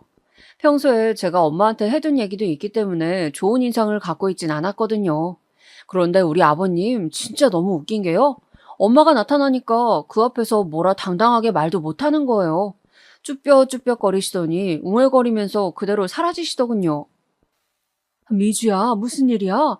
너는 표정이 왜 그러고 니네 아버님은 왜 저러고 가는 건데? 아휴, 엄마, 내 말 좀 들어봐. 엄마는 이 기막힌 과정을 다 듣더니 머리끝까지 화가 치밀어 올랐어요. 네, 이놈의 놓친네 가만 안 둬. 쫓아가서 머리털을 다 뽑아버릴까 보다. 이깟 코딱지만한 집 줘놓고 아니 막말로 이걸 뭐 너를 줬어 어쨌어? 여기 세대주가 너냐고 지 아들놈이지. 왜 생색을 못 내가지고 생난리야? 엄마가 이렇게 시원하게 화를 내주는 덕에 저도 좀 있기도 했고 한 몇 주간은 아버님이 연락도 안 하셨어요. 아마 집에 가서 뭐 얘기를 하셨는진 모르겠지만 그 기간 동안에는 어머니한테도 전화 한 통 안 걸려오더라고요. 저를 아무리 만만하게 보고 우습게 여겨봤자 그 부모가 있는 앞에서는 차마 뭐라 할 수가 없었나 봐요. 진짜 어이가 없더라고요. 하지만 이러니 저러니 해도 여기서 제일 중요한 건 남편의 반응 아니겠어요? 돌아온 남편에게 그날 있었던 일을 말했지만 남편은 속 시원하게 제 마음을 달래주지 않더군요. 지도 많이 힘들고 지쳤다나요. 그만 좀 해. 도대체 이런 일이 몇 번째야? 왜 자꾸 너랑 엄마, 아버지, 그리고 준철이 넷이서 일을 터뜨리는지 모르겠어. 나는 할 만큼 했잖아. 네가 준철이 소개해줄 아가씨 알아보라고 해서 힘들게 영업팀 직원한테 알아봐줬어. 그런데도 안 만난다고 하지. 그래놓고 또 아버지랑 준철이가 싸웠다고 하지. 아버지랑 너도 싸웠다고 하고 거기에 장모님까지 껴서 대체 이게 뭐냐? 진짜 다들 날 괴롭히려고 작정이라도 한 거야? 저도 참 바보 같긴 했던 게 남편이 이 정도로 말을 했으면 이 인간도 남 탓하기 좋아하는 이 집안 핏줄이란 걸 알아차려야 했어요.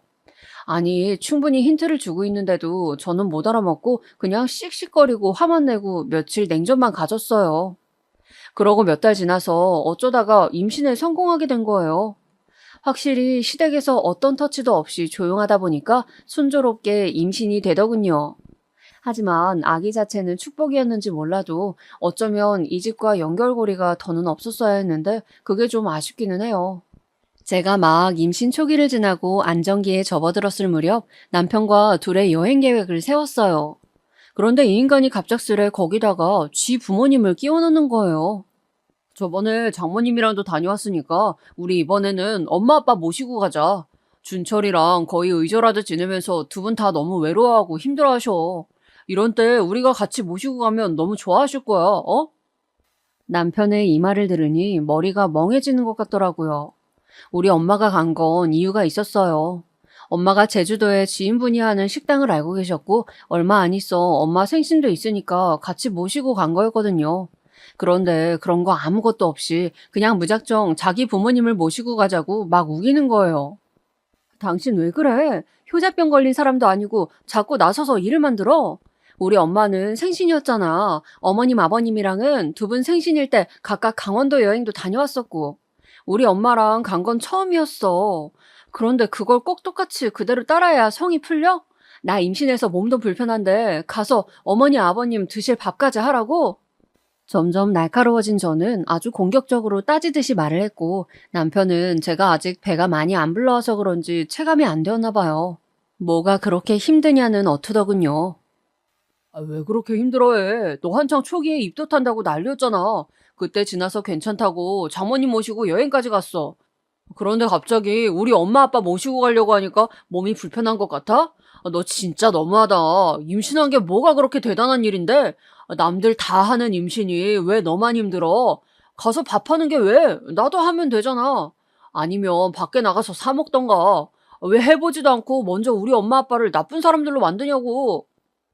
와, 연애할 때는 이런 사람인지 몰랐는데 이런 거를 보니까 영락없는 남의 집 응석쟁이 아들 같더라고요. 제 남편이자 제 아들의 아버지가 돼줄 사람이 아니고 그냥 어느 집 덩치만 크고 울보 떼쟁이 같은 아들로 보였어요. 저보다 나이도 많으면서 어쩜 이렇게 철도 없고 지질이 미운 말만 하는 걸까요? 하지만 저는 참 속이 터지게도 이때 또 참았어요. 사실상 임신하고 몇 개월 안 된 여자가 어떻게 이 무렵에 이혼을 생각할 수 있겠어요. 남편 하는 짓 조금 마음에 안 든다고 시부모가 싫다고 곧장 갈라설 생각은 못 하잖아요. 몸도 무겁고 이래저래 겁도 나고 그냥 가서 다 좋은 게 좋은 거니까 참아보자고 생각했어요.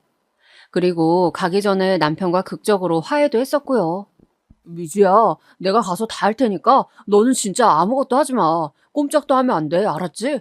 내가 다 알아서 할 거야. 맛집도 다 알아뒀고 한 끼 정도는 엄마 아빠가 찾으실 것 같아서 장도 봐놨어. 밀키트도 사왔고. 그러니까 너도 그냥 재밌게 놀면 돼. 운전도 전부 내가 할게. 이렇게 아주 열정적으로 말을 하더군요. 그래서 그러려니 하고 일단 움직이게 되었는데 너무 웃긴 게 그날 갑자기 너무 당황스러운 그림이 만들어진 거예요. 그렇게 의절하다시피 했다던 도련님이 대뜸 나타났지 뭐예요? 아, 도련님도 오셨어요? 말씀을 하시지. 저희 숙소가 방 2개인데. 그러자 아버님은 또 뭐가 큰일이냐는 듯이 말씀하시는 거예요. 까짓 거 방 하나에서 다 같이 자면 되지 뭐가 문제야? 이놈이 간만에 아들 노릇 하겠다는데 가서 지가 밥도 다 산다더라. 그럼 된 거 아니야? 사실 말이야 말이지 저는 시부모님이랑 여행 가서 아무리 방을 따로 쓴다 해도 좀 불편했어요. 임신한 상태고 몸 눕히는 것도 쉽지 않은데 말이에요. 그런데 거기에 도련님이 가신다니 거실에서 그냥 잘할 수도 없고 진짜 너무 짜증나더라고요. 아니나 다를까 여행 가서도 화나는 일 투성이었어요. 남편은 분명히 맛집을 다 알아왔는데 어머니가 거기서 고집을 부리시는 거예요. 아, 이런 데 와서 뭐하러 저런 집들 전기세를 벌어주고 있어? 우리는 눈으로 구경하고 먹는 건 다 해먹는 거야. 아, 그러려고 숙소도 돈 내고 쓰는 거 아니야? 뭐 잠만 자고 가라고 그렇게 돈 받는 거 아닐 거 아니야. 아, 됐고 여기 내가 반찬도 갖고 오고 상추쌈이랑 쌀도 갖고 왔다.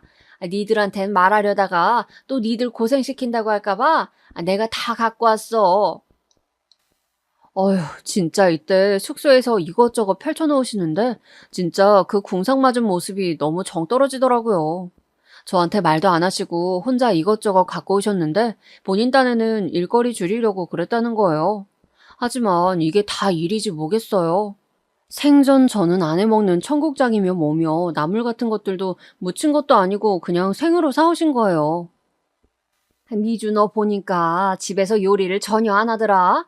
내가 그렇다고 우리 집으로 불러서 가르치기도 뭐하고 네가 도통 전화도 안 받고 삐져가지고 우리 집에도 안 오잖아. 이런 때에 애기 뱃속에 있을 때 요리는 많이 배워두는 거야. 내가 하나하나 가르쳐 줄 테니까 제대로 배워. 그래서 내년부턴 너도 김장도 해야지. 아, 정말 속이 부글부글 끓다 못해 열이 머리 위로 확 몰려드는 게 느껴졌어요. 표정 관리도 안 되고 미칠 것 같은데 이때부터 남편이 정해둔 일정은 하나씩 다 어긋나기 시작한 거예요. 뱃속에 아기를 임신한 상태로 서로서로 재미있게 놀자고 계획한 여행인데 왜 여기서 몸이 제일 불편한 제가 일이 많은 걸까요? 한창 밖을 돌아다니면서 구경도 하고 카페도 가고 전시회도 갈 예정이었는데 어머니가 그 부산스런 짐더미를 풀어헤치셨어요. 그러니 슬슬 이 집 남자들은 거실 소파에 누웠다가 아버님은 여기 방에 들어가셔서 코 골고 주무시질 않나 점점 나른하게 2~3시간이 흘러가는 거예요. 저도 어찌나 스트레스가 되던지 슬슬 배가 뭉쳐오기 시작했어요. 저 어머니, 저 몸이 안 좋은 것 같아요. 잠깐만 앉아 있을게요. 그랬더니 어머니는 절 힐끗하고 흘겨보시더니 몸이 왜 그렇게 약하냐고 핀잔을 주시더군요. 야, 지나가는 사람을 붙잡고 물어봐라.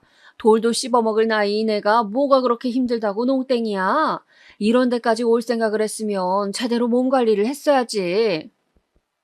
그러면서 뭔 나물을 삶고 고기를 굽고 김치찌개를 끓여대시는데 쌀 고르는 것부터 다 알려주겠다고 계속 뭐라 말씀이 많으신 거예요. 이쯤 되니 저도 이제 이성을 잃을 수밖에 없었어요. 어머니랑 얘기해봤자 소용이 없으니 저쪽 다른 방에서 골아떨어진 남편을 발로 걷어찼어요. 그리고 쥐죽은 듯한 목소리로 새보다 빠르게 속삭여서 깨웠습니다.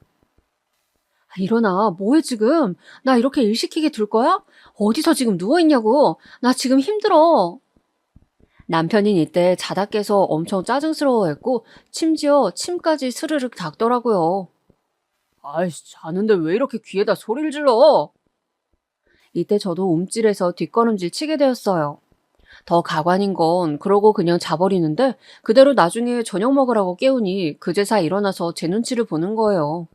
어머니는 그렇게 저를 힘들게 부려먹고도 자기 집 새남자가 안쓰럽다며 아주 노래를 부르시더군요.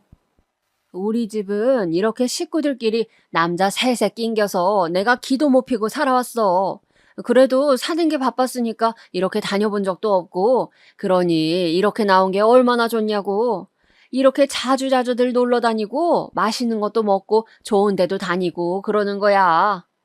하지만 저는 분이 풀리지 않아서 한 숟가락도 뜨지 않았고 아버님은 그런 저를 보며 시비를 걸어오시더군요. 이날 이후로 저는 얼마간 시댁과 왕래를 끊게 되었어요. 바로 짐을 들고 밖으로 나가서 택시를 불러 올라가 버렸거든요. 니는 뭐가 그렇게 불만이라서 입이 대빨 나와 있냐?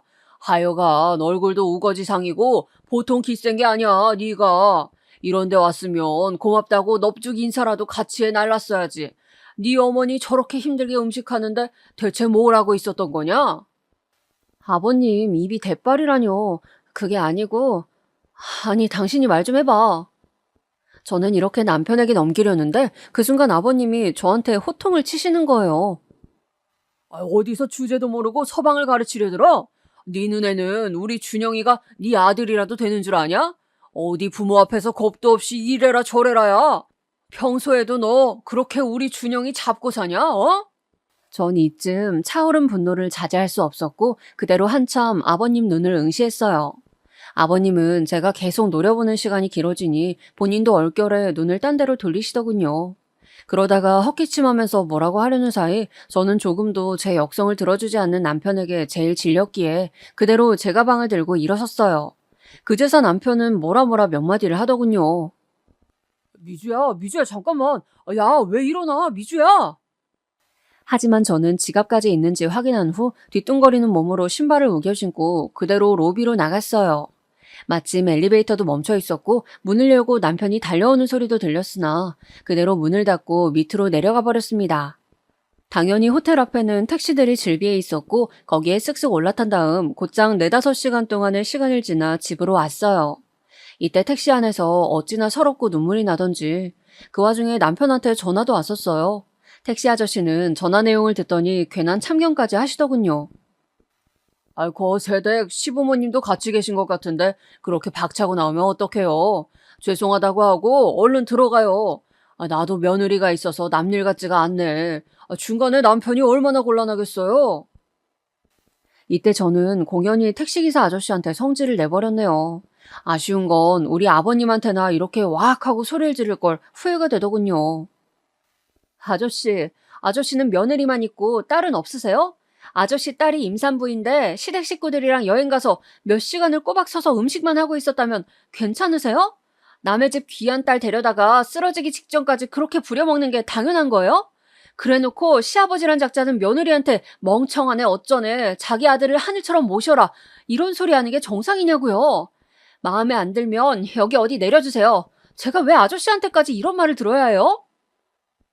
그러다가 끝내는 서러워서 와악 하고 울면서 엎드려서 엉엉 쏟아내는데 한참 달리던 택시기사님은 속도를 조금 늦추는 듯 하더니 조금 어쩌게 미안하다고 하시더군요. 아유, 미안해요. 내가 생각이 짧았네. 괜히 끼어들어서 화나게 해서 미안해요, 세댁. 기분 풀어요. 그렇게 사과하시니 저도 속에서 뭔가 우웅하고 올라오면서 이 아저씨 잘못은 아닌데 또 여러모로 머리가 복잡하더군요. 어찌되었건 그렇게 새벽이 다 되어서 집에 들어왔고 들어오자마자 씻지도 않고 소파에 뛰어들었어요. 그렇게 감정은 최악으로 치닫게 되었으며 다음날 아침 서둘러 올라온 남편과도 꽤나 큰 전쟁을 벌이게 되었어요. 서로 상처는 상처대로 입은 상태로 은연중에 서로 거의 타협을 하듯 한 약속이 있어요. 당분간 시댁에 안 가겠다 이거 말이에요. 그리고 남편도 어차피 상황이 일이 되었으니 굳이 만나게 할 이유도 없고 알겠다고 하더군요. 하지만 이런 제 얘기는 씨도 안 먹혔던지 며칠 뒤 누가 우리 집을 부술 듯이 발로 차대는 거예요. 문을 열었더니 어머니가 도끼 어린 눈으로 저를 노려보고 있었고 제 집처럼 확 들어오시더니 여기저기 베란다며 방까지 다 휘집어 보시는 거예요. 아 진짜 왜 이러시는 거예요? 연락도 없이 오셔서 뭐 하시는 거냐고요? 야 이게 네 집이야? 네 집이냐고? 어머니도 이젠 대뜸 아주 눈이 뒤집혀서는 막말을 하시는 거예요. 이날 어찌어찌 저는 몰아냈지만 이후로는 집에 와서 발로 부수건 말건 간에 저는 문을 열어주지 않았어요. 그러다 돌아온 사정은 또 얼마나 웃겼는지 아시나요? 이 사건으로 저는 진짜 이 인간들과 안 되겠다 싶어 이혼을 결심하게 되었어요. 남편이 회사에 있을 시간이고 아직 우리는 냉전 중이었고 전 막달 무렵이었어요. 그런데 어머니가 저한테 문자를 보냈는데 진짜 가관도 아닌 내용이었어요. 아버님, 너 때문에 쓰러지셨다. 응급실 가셨어. 당장 와라. 이런 말들만 툭툭 휘갈겨 놓은 거예요. 와, 어쩜 이렇게 내일 모레 70이나 먹은 어른들이 하는 짓거리가 이렇게 유치할 수가 있는 거예요? 임신 막달의 며느리한테 뭐가 그렇게 한이 맺히고 죽일 놈의 스트레스가 있어서 연락 얼마 안 된 것 같고 화병이 났다고요. 그래서 쓰러져서 응급실을 갔더니 아주 우습지도 않은 거예요. 전 조심스레 이건 거짓말일 거라 생각했고 가지 않았어요. 당장 내 몸이 힘들어 죽겠는데 무슨 응급실을 가나요? 심지어 응급실도 아니고 뒤늦게 저한테 보낸 문자를 보니까 응급실 가셨다가 집으로 오셨다고 집으로 오라는 거예요. 말 바꿔대는 것 보니 다 역겹고 바보처럼 느껴져서 그냥 무시하고 안 가버렸어요. 나중에 남편이 저녁 늦게 와서는 또 저한테 뭐라 헛소리를 하길래 저는 딱 한마디 해주었어요. 내가 언제까지 당신 부모님 뒤치다거리만 해야 해? 당신은 부모님이랑 살지 왜 나랑 결혼했어? 효도 혼자 하기 힘드니까 나랑 같이 하려고? 내가 왜? 우리 엄마 아빠야? 그럼 당신은 왜 우리 엄마 아빠한테 그만큼 안 해? 급기야 저는 이혼 소리를 꺼냈고 이것은 결국 남편을 건너 시댁까지도 들어가게 되었어요. 너무 어이없고 꼴사 나온 게 이놈의 시댁은 그런 소리가 나오고 나서야 비로소 잠잠해진 거예요. 당장 내쫓고 싶다는 식으로 다룰 땐 언제고 막상 자기 아들 호랍이 되는 건 싫었나 봐요. 이렇게 간단한 방법이 있었으면 진작에 시도할 걸 그랬나 싶을 정도로 시댁은 이후 제가 아기를 낳고 몇 개월 키울 때까지 조금도 터치를 하지 않았어요. 그런데 애 태어나고 본 기간이 얼마 안 되다 보니까 자기들도 또 슬슬 욕심이 올라오기 시작한 거예요. 냅다 우리 집으로 또 말없이 찾아와서 몇 시간을 늘어앉아 있는 거예요. 차마 가시라고 말하기도 그래서 그냥 있던 중에 아기가 보채고 자꾸 우는 바람에 안 되겠더군요. 저 어머님, 아버님, 아기 이제 좀 재워야 할 것 같아요. 제가 모셔다 드릴게요. 그냥 둘이서 가라고 하면 절대 안 가고 또 노발대발하고 혹은 자기들이 자고 간다고 할까봐 아주 끔찍하더군요. 그래서 제가 모셔다 드리겠다고 저도 길 안 익숙하고 불편한데 운전대를 잡게 되었어요. 아버님은 얼떨결에 쫓겨났다고 생각하시는 건지 차 타고 가는 내내 입이 대빨 나와 있는 거예요. 그러려니 했더만 뒷좌석에서 아기가 계속 울고 있으니 여러모로 귀가 아프고 거슬렸나 봐요. 그거야 그럴 수 있는데 자기 손주잖아요. 그렇게 화낼 일인가요? 이 일을 겪고 나서 정말 인간에 대한 환멸이 그렇게 커져보기도 처음이었고 제가 뭔 일을 내도 내겠다 싶더군요. 아버님의 그 무지몽매한 막말과 상스러운 말은 뭔 짓을 한다고 해도 용서가 안 될 것 같았어요. 얘라이, 지혜미가 경박스럽고 천티가 나니까 새끼도 똑같구먼.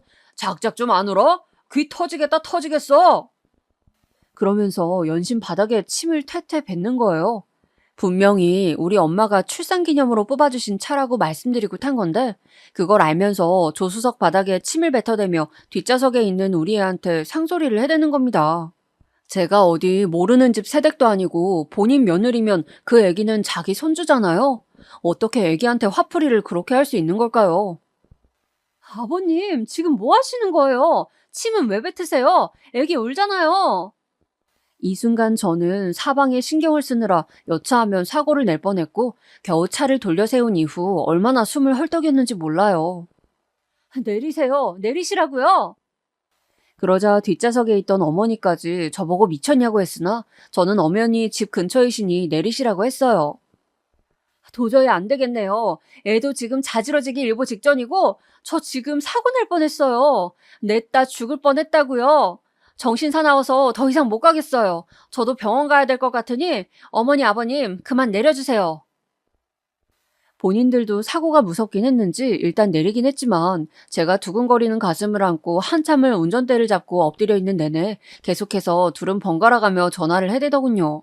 결국 전화를 꺼버리고 저는 가슴을 치고 두들겨가며 제 자신을 달래가면서 겨우겨우 집으로 운전해서 왔어요. 그 와중에도 우리 애는 귀가 찢어질 듯 울어대고 있었고 그러고 집 안에 들어오니 아주 그대로 뻗어서 잠들었어요. 이때 저는 남편에게 전화해서 울며불며 이제 너랑 못 산다고 나 병원 가서 치료받아야 될 것 같다고 악을 썼어요. 남편은 처음에 저한테 화를 내다가 제가 블랙박스며 이런 것들을 보여주니 또 바보처럼 그제서야 코가 확 꺾이더군요. 자기도 약간은 좀 뭐 하긴 하다 싶었는지 또 얼마간 시댁 식구들은 안 왔어요. 하지만 전 마음속 화병을 어찌할 길이 없어서 한의원을 다니게 되었고 남편과의 사이는 좁혀지지 않았습니다. 그러던 차 2년쯤 지났을까요? 시댁과 왕래도 잘 안 했고 저는 엄마에게 아이를 맡기고 일을 다닌 지 한 6개월쯤 되었을 때일 거예요. 제가 남편보다 일찍 퇴근한 날이었는데 그날 정말 새삼스럽게 어머니랑 아버님이 찾아오신 거예요. 너무 오랜만에 이렇게 따로 보는 거라 저도 감정이 그렇게 격하진 않았는데 역시 사람 참 안 변하나 봐요. 아들 눈치에 못 왔을 뿐 저에 대한 인식은 그들 안에서 여전히 네 집 강아지만도 못하더군요.